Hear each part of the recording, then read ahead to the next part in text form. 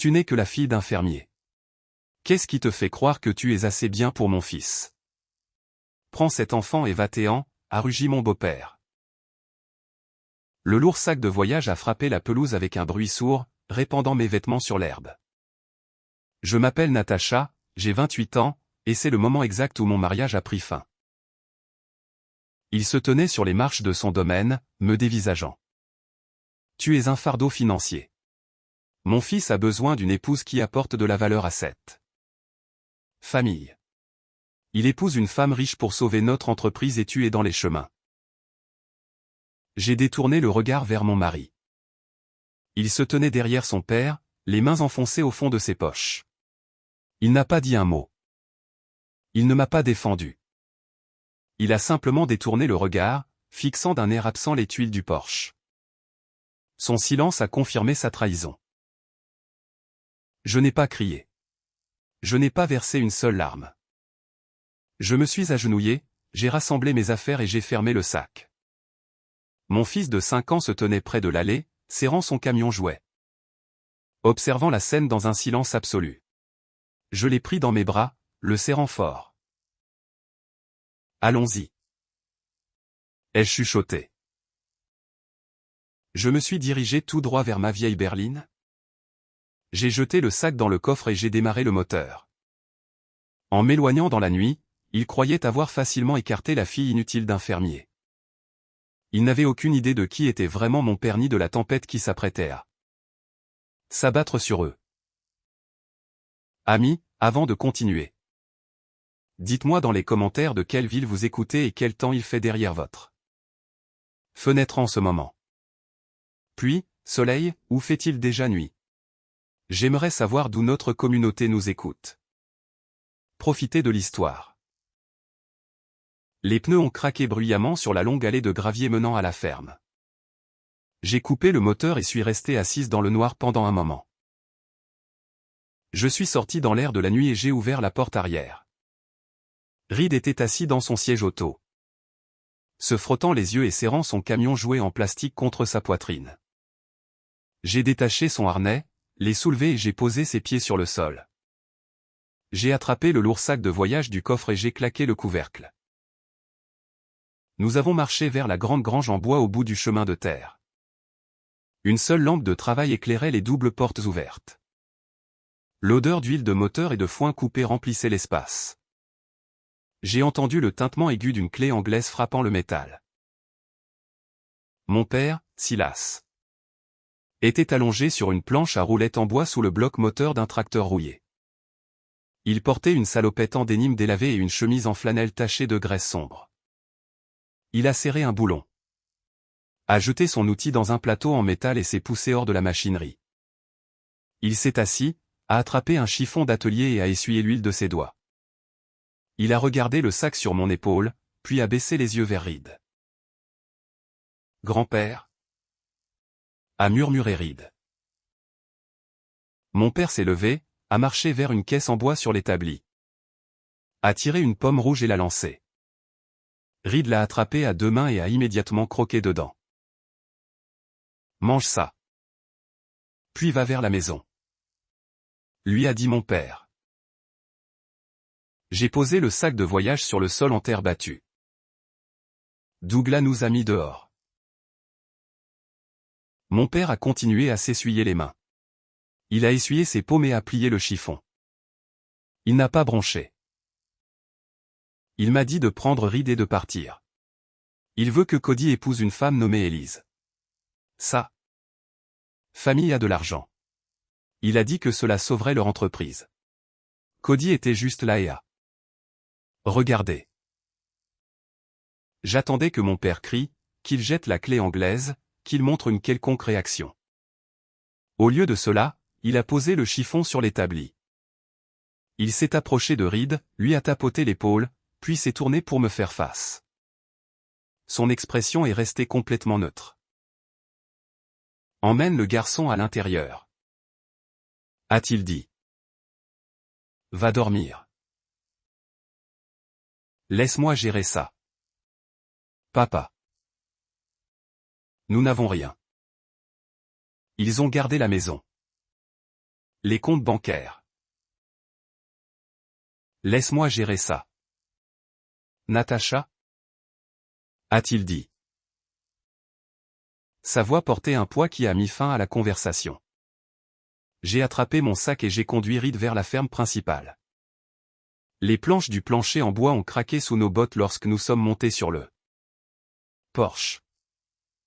J'ai déverrouillé la porte d'entrée et j'ai conduit Reed en haut des escaliers vers ma chambre d'enfance. J'ai enlevé ses chaussures, les ai placées près de la table de chevet et les couché sur le matelas. Il a fini sa pomme et a fermé les yeux. J'ai tiré la couette sur ses épaules. En quelques minutes, sa respiration a ralenti et il s'est endormi. J'ai laissé la porte légèrement entr'ouverte et je suis retourné dans le couloir vers la cuisine. Je n'ai pas allumé les lumières du plafond. J'ai ouvert le robinet, rempli un verre d'eau du robinet. Pris une gorgée et me suis tenu près de la fenêtre donnant sur le jardin. Dehors, mon père est sorti de la grange. Il ne s'est pas dirigé vers la maison principale. Il a traversé la cour pour se rendre dans un bâtiment en briques détachées. Il gardait ce bâtiment fermé à clé en tout temps. Il a tiré un trousseau de clés de sa poche, a déverrouillé la lourde porte en acier et est entré. Il a actionné un interrupteur mural à travers les stores de la fenêtre. J'ai observé sa silhouette. Il est passé devant une rangée de classeurs métalliques et s'est assis à un grand bureau. Il n'a pas utilisé son téléphone portable. Il a décroché le combiné d'un téléphone filaire sécurisé. Il a composé une série de numéros de mémoire. J'ai ouvert la fenêtre de la cuisine de quelques pouces. La nuit était complètement silencieuse. Sa voix a dérivé à travers la cour, basse et régulière. Lancez un audit d'urgence sur le dernier chargement, a-t-il ordonné. Il ne ressemblait pas à un homme qui passait ses journées à réparer des tracteurs. Il ressemblait à un homme donnant un ordre à une division d'entreprise. Verrouillez les factures. Sortez les rapports de test des matériaux de l'entrepôt. Je veux les résultats sur mon bureau d'ici demain. Il a raccroché le combiné. Il est resté assis dans la chaise, une silhouette solitaire préparant un piège. Il croyait avoir jeté la fille inutile d'un fermier. Il n'avait aucune idée de qui il venait de provoquer. 2 heures plus tard. Les phares d'un SUV noir ont balayé la clôture en bois à l'extérieur de la fenêtre de la cuisine. Je étais assise à la table en chêne tenant un verre d'eau. La lourde porte d'entrée s'est déverrouillée et s'est ouverte. Mon père est entré dans le couloir, suivi d'un grand homme en costume cravate anthracite sur mesure. L'homme portait 2 épaisses mallettes en cuir. Mon père a fait un geste vers la cuisine, tirant une chaise en bois. Natacha, voici, a dit mon père, s'asseyant à côté de moi. Il est notre conseiller juridique principal. Et a fait un signe de tête polie, plaçant les 2 mallettes à plat sur la table. Il n'a pas demandé comment j'allais. Il a déverrouillé la première mallette avec un clic aigu et a sorti une pile d'épais dossiers. Manille, les étalant sur la surface en bois. J'ai dirigé l'audit d'urgence que vous avez demandé, a commencé, tendant un document imprimé à mon père. Notre équipe logistique a verrouillé l'entrepôt principal. Nous avons extrait les registres de livraison des 3 derniers mois et les avons recoupés avec les résultats des tests de matériaux de l'étage de l'usine. Mon père a mis ses lunettes de lecture et a parcouru la page supérieure. Montre-moi la divergence exacte. Et a extrait plusieurs photographies en haute résolution d'un deuxième dossier et les a glissées à travers la table vers moi. J'ai regardé les images. Elles montraient de grandes cuves métalliques industrielles avec une grave décoloration le long des soudures. Des éclats de revêtement métallique se détachaient, révélant un fer terne et rouillé en dessous. L'entreprise de Douglas détient le contrat exclusif pour fournir de l'acier inoxydable de qualité alimentaire pour les lignes de transformation alimentaire d'Apex. A expliqué, sa voix entièrement clinique. Le contrat exige strictement des alliages non corrosifs. L'audit confirme qu'ils ont cessé de livrer ce matériel il y a 4 mois. Qu'ont-ils envoyé à la place, ai-je demandé. fixant le métal qui s'écaillait sur les photographies. De l'acier de rebut bon marché et de basse qualité, a répondu Hay.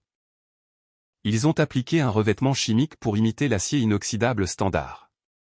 Une fois que ce revêtement est exposé à la chaleur extrême de nos installations de mise en conserve, il se décompose.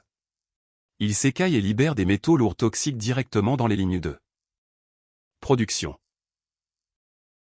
Mon père a posé le rapport. Il a enlevé ses lunettes et a regardé directement l'avocat. Quelle est notre position juridique? Cela franchit la ligne de la fraude fédérale, a parlé et avec une certitude absolue. En falsifiant les certifications de matériaux pour les équipements de production alimentaire, Douglas a directement mis en danger la santé publique. La FDA va initier une enquête de rappel de produits immédiats et fermer son usine de fabrication en attendant une inspection complète. Et a tapoté son stylo contre un document juridique. Les dommages et intérêts pour le remplacement de l'équipement. Les retards de production et la rupture de contrat dépasseront des centaines de millions de dollars. Mais la pénalité financière est le moindre de ces problèmes. J'ai déjà rédigé les plaintes formelles. Demain matin. Mon bureau soumettra cette preuve directement à la Food and Drug Administration. Simultanément, nous demanderons formellement au ministère de la Justice d'examiner l'affaire en vue de poursuite pénale. Le DOJ émettra des assignations à l'ensemble de son personnel de direction. A ajouté, regardant les documents. Cody a géré les manifestes d'expédition. Il s'en était vanté pas plus tard que la semaine dernière. Je suis restée silencieuse, traitant la réalité de la situation. Il faisait face à du temps de prison fédérale. Mon père a remis la photographie sur la pile. Retenez les dépôts fédéraux jusque demain après-midi. Et s'est arrêté, son stylo planant au-dessus de son bloc-notes. Y a-t-il une raison spécifique pour ce retard? Le conseil d'administration d'Apex tient son gala annuel demain soir. Douglas est sur la liste des invités. Je veux que la transition du pouvoir soit achevée avant que les autorités n'interviennent. A ordonné mon père, sa voix plate et autoritaire. Préparez les documents de succession nécessaires. Je convoque une réunion d'urgence avec le conseil d'administration demain matin. Je démissionnerai de mon poste de président et nommerai Natacha comme nouvelle directrice générale. Faites imprimer et relier les bulletins de vote. Et a écrit les instructions sans hésitation. J'aurai les résolutions du conseil prêtes à 8 heures du matin. Les directeurs voteront et nous pourrons annoncer la transition exécutive au gala. Assurez-vous que les accords de non-divulgation sont stricts. A dit mon père en se levant de la table. Je ne veux pas que Douglas soit prévenu avant l'événement. L'équipe d'audit est sous un strict ordre de silence, a répondu Hay. Il a rassemblé ses documents, a fermé ses mallettes d'un coup sec et s'est levé.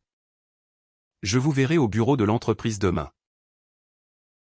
De brillants lustres en cristal projetaient une lueur chaleureuse à travers la grande salle de bal du centre de congrès du centre-ville.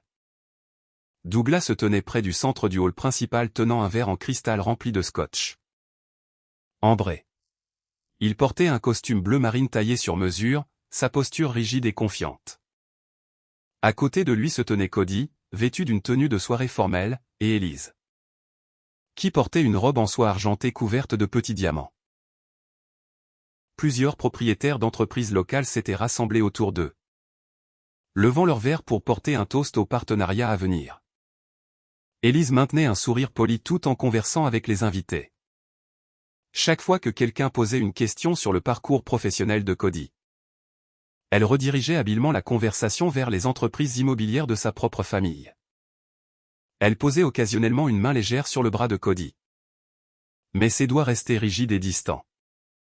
Elle le traitait moins comme un futur mari et plus comme un accessoire à porter pour assortir sa tenue. Cody hochait la tête à chaque mot, offrant de faibles sourires et gardant ses mains fermement jointes devant lui. Douglas a vidé son verre et l'a tendu à un serveur qui passait. Il s'est approché de son fils, lui tapotant fermement l'épaule. Garde la tête haute, Cody, a murmuré Douglas. Maintenant sa voix assez basse pour éviter la foule environnante. Ce soir est la nuit où nous cimentons notre position sur ce marché. Une fois l'extension du contrat Apex signé. Notre volume de fabrication triple. Le vieux type qui dirige Apex est trop conservateur. Mais son équipe d'achat connaît notre valeur. Avec le soutien de la famille d'Élise pour notre ligne de crédit, nous contrôlons toute la chaîne d'approvisionnement régionale. Cody a offert un sourire tendu et mal à l'aise, ajustant le nœud de sa cravate en soie. Il a jeté un coup d'œil vers les grandes doubles portes de la salle de bal comme s'il cherchait une issue de secours, mais a rapidement forcé ses yeux à revenir sur les invités. Avant que Douglas ne puisse continuer son toast, son assistant d'entreprise. Un jeune homme en costume gris tenant un portefeuille en cuir s'est précipité à travers le sol en marbre poli. L'assistant a poussé 2 investisseurs. S'est dirigé directement vers Douglas et s'est penché pour lui chuchoter à l'oreille. Douglas a fronçant les sourcils, son sourire se resserrant. Qu'est-ce que tu veux dire par ils ne répondent pas? J'ai appelé le bureau du directeur des achats 3 fois au cours des 20 dernières minutes. A chuchoté l'assistant en retour, sa voix teintée d'une véritable panique. Sa secrétaire dit qu'il a quitté le bâtiment plus tôt. Elle a refusé de me transférer à quelqu'un d'autre du comité. As-tu appelé le service juridique? A demandé Douglas sèchement. Son ton baissant d'une octave. J'ai essayé. Leur ligne renvoie directement sur la messagerie vocale, a répondu l'assistant. Se balançant mal à l'aise d'un pied sur l'autre. Et le bureau d'accueil d'Apex n'a pas confirmé le calendrier final pour la cérémonie de signature du contrat de ce soir. Le coordinateur du protocole n'a aucune trace de notre créneau sur la scène principale. Douglas a poussé un petit rire forcé, agitant une main dédaigneuse dans les airs. C'est une entreprise massive. Marcus. La bureaucratie avance lentement. La papeterie est probablement restée coincée sur le bureau d'un gestionnaire subalterne. Arrête de paniquer pour des retards administratifs lors d'un événement public. Oui. M. Vance? A dit l'assistant. Reculant dans la foule. Douglas a ajusté ses poignets, se retournant vers le groupe d'investisseurs. Il a forcé un large sourire confiant sur son visage.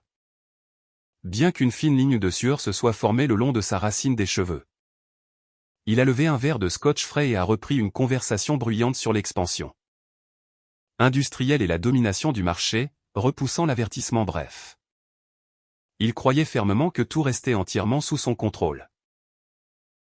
La porte tambour en verre de la salle de banquet s'est ouverte en grand. Je suis entré la première, mes talons claquant nettement contre le sol en marbre poli. À côté de moi, mon père a marché avec une foulée calme et mesurée. Nous ne ressemblions pas à des fermiers. Il portait un smoking anthracite foncé taillé sur mesure dans de la fine laine italienne. Une pochette en soie argentée pliée proprement dans sa poche de poitrine. Je portais une robe de soirée bleu nuit d'eau nue. Mes cheveux relevés en chignon élégant avec des clous de diamants étincelants. Captant la lumière éblouissante des lustres en cristal suspendus. À travers la pièce spacieuse près de la zone des sièges VIP, Douglas nous a aperçus. Il a baissé son verre de cristal de scotch, a plissé les yeux à travers la foule.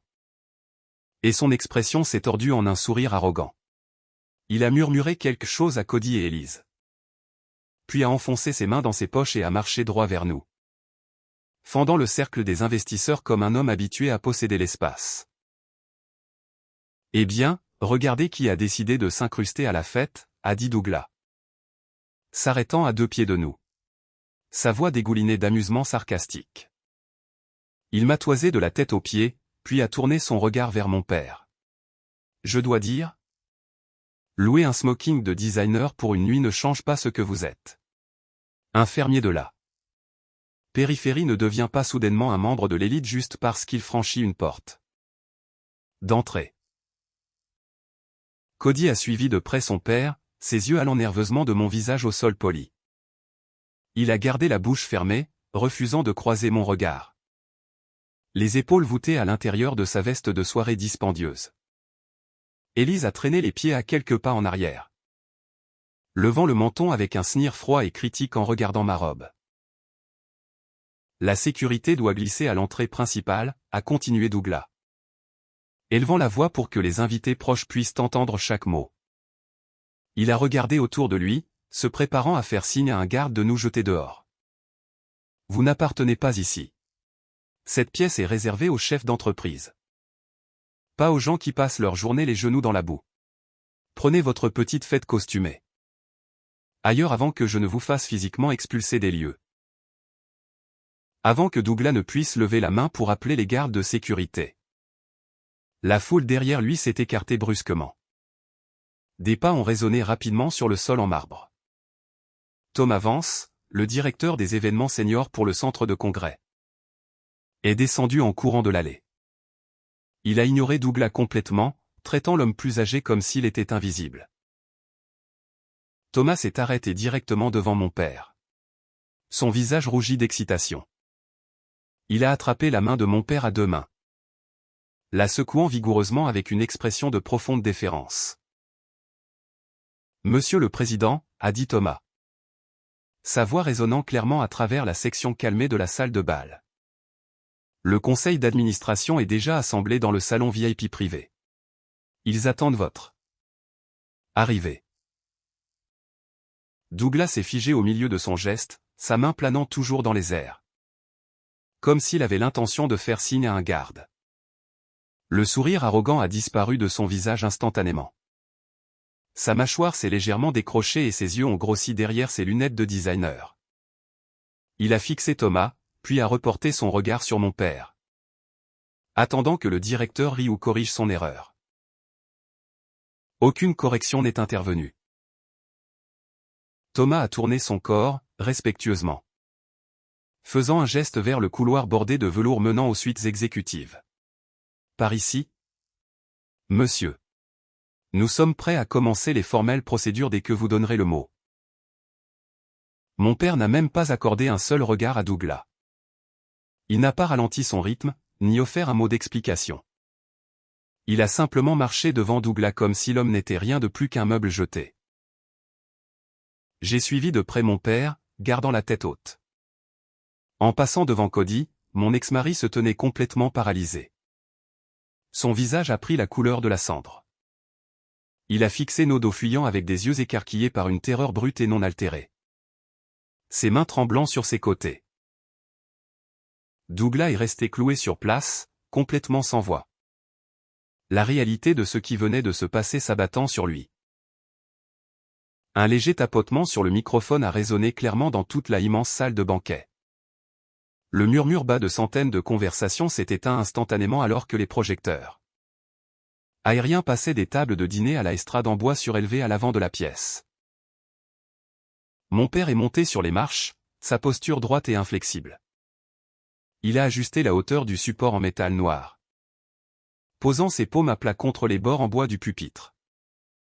Elle se tenait tranquillement dans les ailes à gauche, tenant un dossier relié en cuir contenant la résolution officielle d'entreprise signée par chaque membre du conseil. Douglas et Cody se tenaient près d'un pilier latéral complètement figé.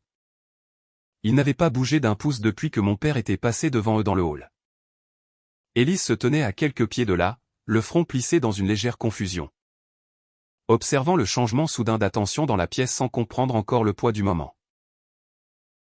Bonsoir, a commencé mon père, sa voix profonde, régulière et portant sans effort à travers la salle spacieuse sans la moindre trace d'hésitation.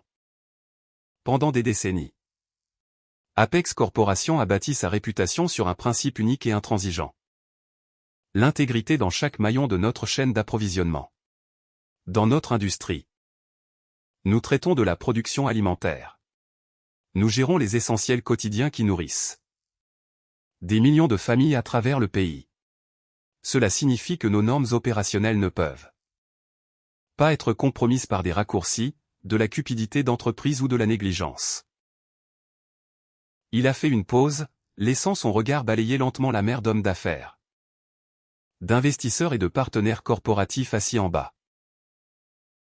Une entreprise n'est aussi forte que le fondement éthique de sa direction, a poursuivi mon père. Son ton durcissant légèrement. Lorsque des fissures apparaissent dans ce fondement, elles menacent toute la structure opérationnelle. La véritable force d'entreprise n'est pas mesurée par les profits trimestriels seuls, mais par notre refus absolu d'abriter la malhonnêteté ou la tromperie au sein de notre réseau de partenaires. Dans l'assistance, Douglas a déplacé son poids lourdement d'un pied sur l'autre. Il a tiré un mouchoir en soie de sa poche de poitrine et a essuyé une épaisse couche de sueur froide de son front. Sa respiration est devenue superficielle et rapide. Ses yeux sont restés verrouillés sur l'homme debout au pupitre. Un sentiment croissant d'effroi se resserrant dans sa poitrine comme un anneau de fer. Mon père a levé sa main gauche du pupitre et a fait un léger geste vers les documents juridiques reposant sur le bureau en acajou à côté de lui. La gouvernance d'entreprise exige une responsabilité claire et une action décisive lorsque des changements opérationnels sont nécessaires, a annoncé mon père, passant à la terminologie corporative formelle. Conformément à nos statuts d'entreprise et aux réglementations de l'État, la direction exécutive doit refléter nos valeurs fondamentales sans exception. Ce matin à 8 heures précise, une session d'urgence du comité exécutif a été convoquée. Un silence aigu a recouvert la pièce. Chaque dirigeant s'est penché en avant, écoutant attentivement le changement structurel se déroulant devant eux. Le conseil d'administration a examiné notre orientation stratégique, a déclaré mon père. Sa voix résonnant avec une finalité absolue. Ce matin, le conseil d'administration a approuvé à l'unanimité le plan de transition. Ma fille Natacha assumera officiellement le poste de nouvelle directrice générale d'Apex. Une vague soudaine de murmures bruyants a éclaté parmi les invités. Les têtes se sont tournées de va-et-vient. Les investisseurs se sont chuchotés entre eux, échangeant des regards choqués alors qu'ils assimilaient l'annonce de succession inattendue du président fondateur. Sous les lumières clignotantes de la scène, Douglas a senti ses genoux se dérober sous lui. Le verre de scotch a glissé de ses doigts, se brisant contre le sol en marbre avec un fracas aigu. Le liquide ambré éclaboussant ses chaussures en cuir italien dispendieuses. Il n'a même pas baissé les yeux. Des perles de sueur froide ont roulé le long de son cou, trempant son col. Sa poitrine s'est soulevée alors que la panique le saisissait par la gorge. La réalisation s'est abattue sur lui avec une force dévastatrice. L'entreprise multimilliardaire qui tenait toute sa chaîne d'approvisionnement dans la paume de sa main était maintenant entièrement sous le contrôle absolu de la femme qui l'avait humilié, moquée et mise à la porte de chez lui il y a quelques jours à peine. À côté de lui, Cody a reculé en chancelant, son épaule heurtant violemment le pilier en marbre. Son visage est devenu complètement gris, vidé de toute couleur. Il a mordu fort sur sa lèvre inférieure jusqu'à ce qu'une fine ligne de sang rouge apparaisse. Mais il n'a ressenti aucune douleur physique. Le regret et la terreur pure ont paralysé ses membres. Il a levé les yeux vers la scène, piégé dans le cauchemar de sa propre lâcheté. Je suis sorti de derrière le rideau de velours lourd sur le côté de la scène, marchant régulièrement vers le pupitre pour prendre mon contrôle. Le clic rythmé de mes talons a résonné régulièrement contre le sol en marbre poli alors que je m'éloignais de la scène surélevée, laissant le pupitre derrière moi. Et a flanqué mon côté gauche, portant un fin folio en cuir rentré solidement sous son bras. La foule environnante de dirigeants et d'investisseurs s'est écartée instantanément, ouvrant un chemin direct à travers la grande salle de bal tout droit vers le coin où Douglas se tenait figé sur place. Douglas a essayé de rejeter ses épaules en arrière, son visage rougissant d'un mélange violent d'arrogance d'entreprise et de terreur croissante. Je me suis arrêté à 2 pieds de lui, gardant ma posture entièrement droite et ma voix complètement neutre. Il n'y avait pas besoin de cris ou d'éclater à trop. La véritable autorité ne nécessite pas de voix élevée, Douglas, ai-je dit, regardant droit dans ses yeux larges et fuyants. Sur la base de la résolution adoptée par le conseil d'administration d'Apex ce matin, Notre société exerce son droit légal de résilier indéfiniment le contrat de fournisseur de votre entreprise. Effective immédiatement. Vous n'êtes plus un fournisseur autorisé de nos usines de transformation. Douglas a poussé un rire dur et incrédule. Bien que sa respiration se soit accrochée nettement dans sa gorge. Vous ne pouvez pas faire ça. Nous avons un pipeline opérationnel de 10 ans. Nous contrôlons les calendriers de livraison régionaux. Le Conseil ne peut pas simplement annuler un contrat d'approvisionnement multimillions de dollars pour un grief personnel insignifiant. Et s'est avancé, coupant Douglas au milieu de sa phrase sans élever son ton d'un seul décibel. Il n'a pas argumenté ou débattu des termes commerciaux. Il a simplement déverrouillé son folio en cuir. A sorti une seule feuille de papier juridique lourd portant un tampon gouvernemental officiel et l'a tendu à travers la table.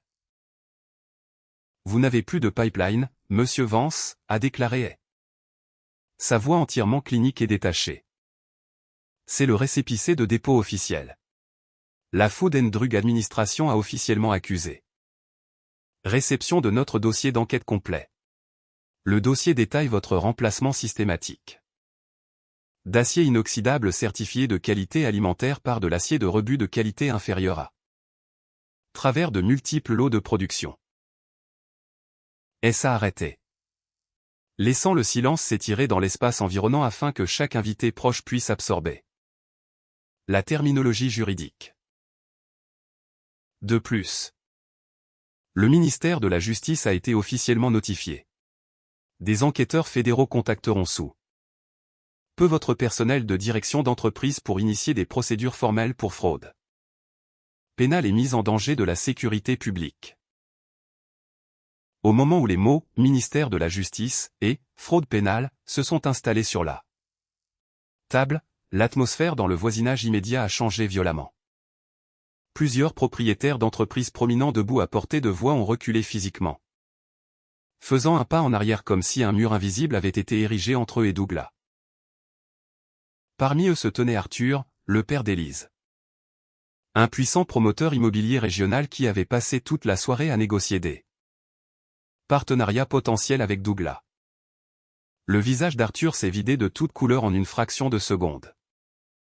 La perspective d'être lié à une enquête criminelle fédérale impliquant des violations de la sécurité alimentaire était suffisante pour briser toute alliance. Arthur n'a pas hésité une seule seconde. Il a tendu la main, a saisi Élise fermement par son poignet et l'a arrachée du côté de Cody avec une force soudaine. Élise a poussé un cri aigu de surprise, trébuchant en arrière dans ses talons argentés alors qu'elle perdait son équilibre. « Papa.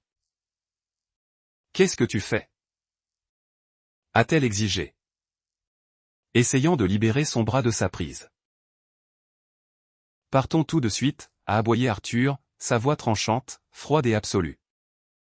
Il a jeté un regard furieux à travers la table vers Cody, qui se tenait paralysé avec une expression vide et creuse. « Tu as fini de t'approcher de ma famille. Jeune fille. Je coupe tous les liens juridiques et personnels avec ce désastre qui coule 7 secondes exactes. » Élise a regardé Cody une dernière fois, son expression se transformant instantanément de la confusion en un dégoût absolu. Elle a pivoté sur ses talons et a permis à son père de la tirer rapidement à travers la foule qui s'écartait vers la sortie principale, abandonnant complètement ses plans de fiançailles et son association avec la famille déshonorée. Cody est sorti de sa torpeur. Il a fait un pas frénétique et désespéré en avant, appelant son nom, sa voix craquant sous le poids soudain d'un abandon total. « Élise, attends. Écoute-moi. » Elle n'a pas regardé en arrière. Elle a poussé les portes tambours en verre et s'est évanouie dans l'air de la nuit sans un second regard. Cody s'est retourné, cherchant sauvagement son père pour des conseils ou un contre-argument. Mais Douglas se tenait complètement immobile, fixant d'un air absent le reçu gouvernemental reposant sur la table. L'illusion de leur empire familial s'était complètement brisée. Les invités restants se sont détournés, chuchotant derrière des mains en coupe. laissant Cody se tenir complètement seul au centre de la vaste salle de bal étincelante. Un mois plus tard. Une atmosphère froide planait sur la salle de conférence vitrée du cabinet d'avocat du centre-ville. La lourde porte en verre s'est fermée en cliquant. Cody était assis affaissé dans la chaise directement en face de moi de l'autre côté de la table. Son costume de designer pendait lâchement, taché au poignet. Des cercles sombres meurtrissaient la peau sous ses yeux enfoncés. Il ressemblait à un homme qui n'avait pas dormi depuis le gala d'entreprise. Elle se tenait près de la fenêtre tenant une fine pile de documents juridiques. Il s'est avancé et a placé la papeterie sur la surface en acajou entre nous, glissant un stylo à billes noires sur le bois poli. Examinez les termes finaux, Cody, a dit, sa voix entièrement professionnelle. Vos actifs d'entreprise ont été complètement liquidés par le tribunal des faillites pour couvrir les passifs initiaux des créanciers. Vos comptes personnels sont gelés en attendant les audits fédéraux en cours. C'est l'instrument juridique final. Cody n'a pas atteint le stylo immédiatement. Ses mains tremblaient violemment alors qu'il les posait à plat contre la table. Il a fixé les mots imprimés, traçant les lignes avec un doigt tremblant. L'empire commercial que son père avait bâti par la tromperie avait entièrement disparu, laissant derrière lui une montagne de dettes inéluctables. Il n'avait plus rien à exploiter. Aucun statut juridique pour contester quoi que ce soit et nulle part ailleurs où se tourner. Signé ici, à pointant directement la ligne de signature. C'est l'accord de divorce incontesté. Il accorde à Natasha la garde légale et physique complète et permanente de votre fils, Reed. Vous renoncez formellement à tous vos droits parentaux sous réserve de l'approbation judiciaire finale par le tribunal de la famille. Cody a levé la tête lentement. Il a regardé de l'autre côté de la table, croisant mon regard. Il ne restait aucune arrogance dans son expression et aucune trace de l'obéissance aveugle qu'il avait montrée à son père. Sa lèvre inférieure a tremblé légèrement alors qu'il ouvrait la bouche. Natasha, a-t-il chuchoté. Sa voix se craquelant en un rap sec. J'ai fait une terrible erreur. J'ai écouté mon père. J'ai tout jeté par la fenêtre. Tu as fait tes choix, Cody, ai-je répondu, ma voix complètement régulière. Tu es resté sans rien faire pendant que ta famille nous jetait à la rue. Tu as choisi la conformité plutôt que ton propre fils. Les conséquences t'appartiennent. Il a avalé difficilement. Une seule larme s'échappant de sa paupière inférieure et traçant sa joue creuse. Il a ramassé le stylo avec des doigts tremblants, signant son nom au bas du décret de divorce, suivi de la renonciation à la garde. Lorsqu'il a eu fini, il a relâché le stylo sur la table, poussant un long soupir saccadé qui ressemblait à un sanglot. Et a ramassé les documents signés. A vérifié chaque ligne de signature et les a rangés proprement dans son portefeuille en cuir. Avant de conclure, a ajouté et en baissant les yeux sur sa tablette. Il y a une mise à jour concernant l'enquête fédérale sur les opérations de votre père. Mardi dernier au matin. Des inspecteurs fédéraux accompagnés de marshals armés ont perquisitionné l'usine de fabrication principale et ont saisi tout l'inventaire restant et les registres comptables. Cody a tressailli à la mention de son père, pressant ses paumes contre ses tempes. Douglas a été officiellement arrêté à sa résidence, a continué. Il est actuellement détenu sans caution dans l'établissement de détention fédérale, en attente de son procès sur de multiples chefs d'accusation de fraude commerciale et de complot, visant à mettre en danger la sécurité publique. Une longue peine de prison est inévitable. Et a fermé son portefeuille d'un clic sec. La réunion est close. Je me suis levé de ma chaise. Et fermé mon porte-document et me suis détourné de la table sans prononcer un autre mot. Je me suis dirigé vers la lourde sortie vitrée, le laissant assis seul dans la pièce sombre. J'ai poussé les portes d'entrée du cabinet d'avocat et suis sorti sur le trottoir ensoleillé. À quelques pas de là, debout près du bord du trottoir à côté de notre voiture, mon fils Reed pointait du doigt un nuage qui passait. Quand il m'a vu, Son visage s'est illuminé d'un sourire éclatant. Il a lâché son jouet. A couru à travers le béton et a enlacé ses bras étroitement autour de ma taille. Je me suis agenouillé, les pris dans mes bras et les serré fort contre ma poitrine. J'ai levé les yeux vers le ciel clair et lumineux. La tempête était enfin passée complètement. J'ai pris la petite main de Reed dans la mienne. Et nous avons avancé ensemble dans la lumière brillante du soleil, laissant un chapitre froid et pourri loin derrière nous.